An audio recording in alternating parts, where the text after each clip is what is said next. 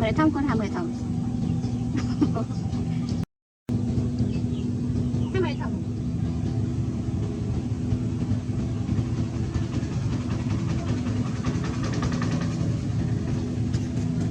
Đang con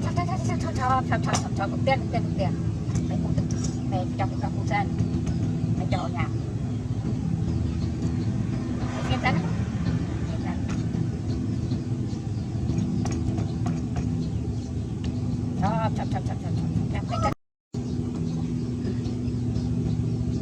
sen này xin sen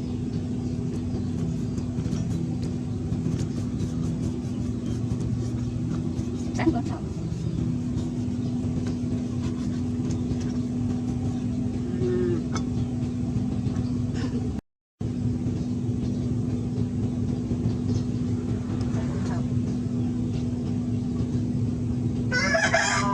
chắc sen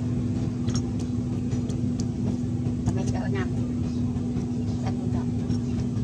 ai chắc cho đất mà này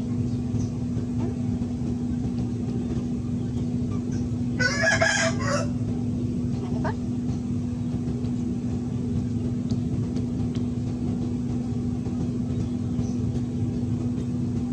em ở đấy không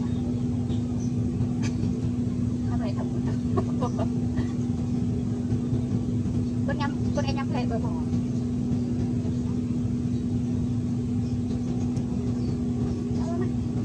đó đi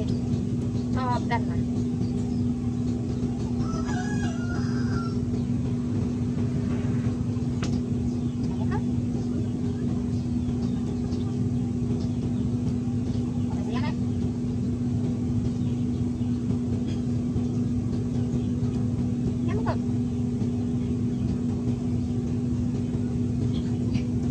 thông à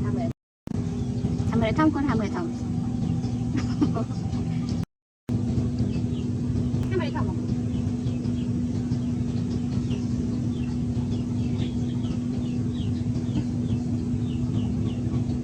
Nghe nói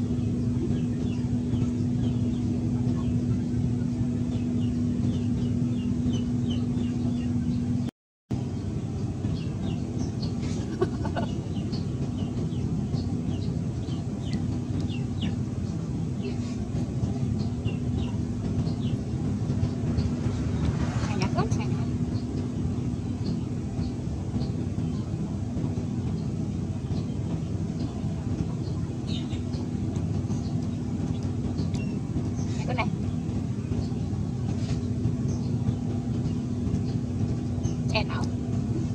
được thế nhà mình có tồn mà có thể đây nhắm sai đây sai ngay tiền sai cái này kẻ đã đi sạch này con em 20 mũ cho bà